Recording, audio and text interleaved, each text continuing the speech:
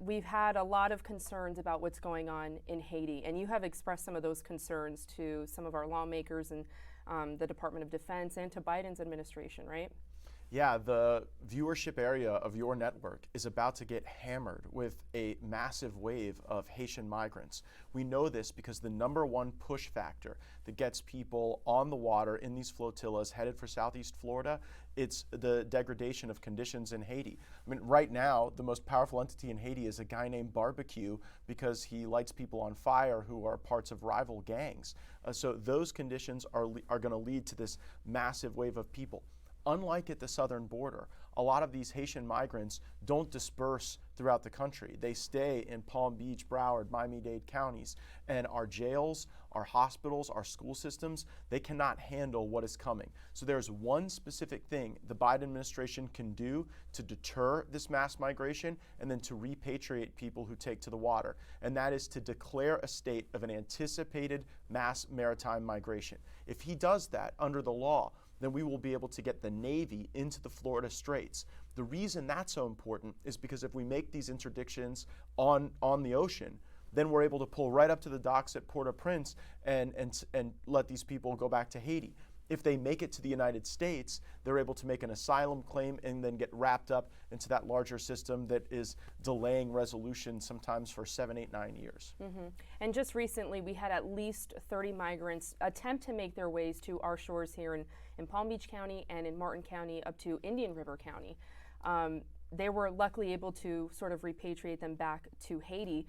But that is your biggest concern that you have expressed, and some of the local law enforcement is they don't have enough people to do this. Yeah. We've got miles of coastline. Yeah. Moments ago, I spoke with Martin County Sheriff Will Snyder, and he talked about the unique challenges to his workforce when you've got 2 people on a boat and they pull up to some Haitian chug with 25, 35, 40 people. That's not a safe condition for local law enforcement. The other limiting factor for local law enforcement is they're only allowed to go out 3 miles, and they don't really have these blue water seafaring vessels. That's why support of the Navy is so important. We've got great teamwork that really is centered in Opelika with the Coast Guard and our state and local law enforcement, but they're limited in their authorities, they're limited in their capabilities, and maybe you get a vessel or 2 with tens of people, but with the intelligence I've received, we are going to have thousands of people taking to the water. That's not something our local communities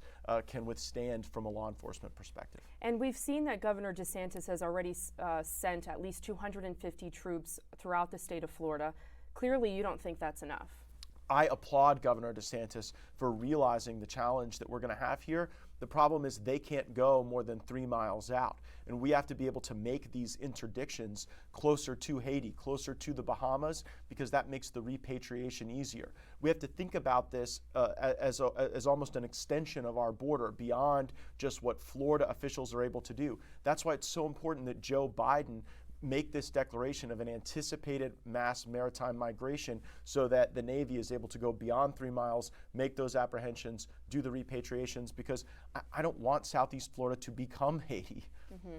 And what has been your response, asking them for more help involving the Department of Defense and deploying the U.S. Navy? What have they said to you? Right, so the good news is that General Richardson, who controls this area of responsibility, said that we do have the assets. It's not as if we're going to have to pull them from some other place of great import. We have the ability to put those gray hulls in the Florida Straits.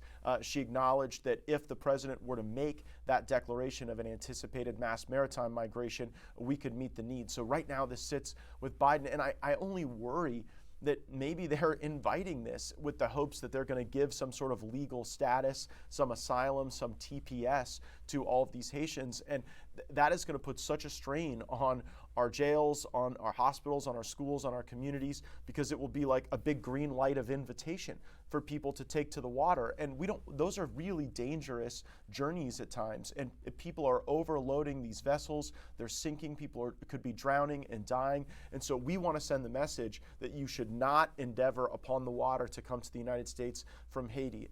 It's a failed state right now, and there's an important longer-term discussion about what has to be done with this failed state that's just off our coastline, but they cannot all come here. Yeah.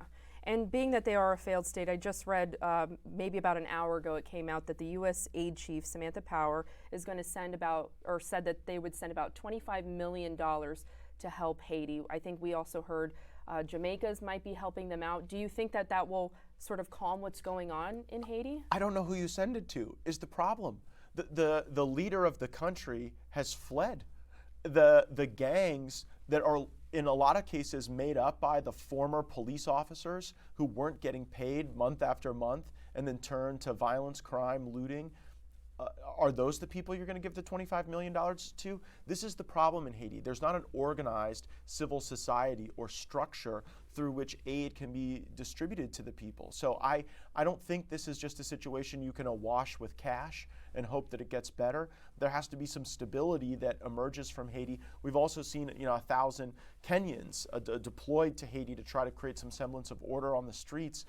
I don't know. I don't really know how that's going to go, but the conditions certainly are dire. Yeah, and so with that being said, do you think that the U.S. can do anything to sort of calm down what's going on, or is it too late?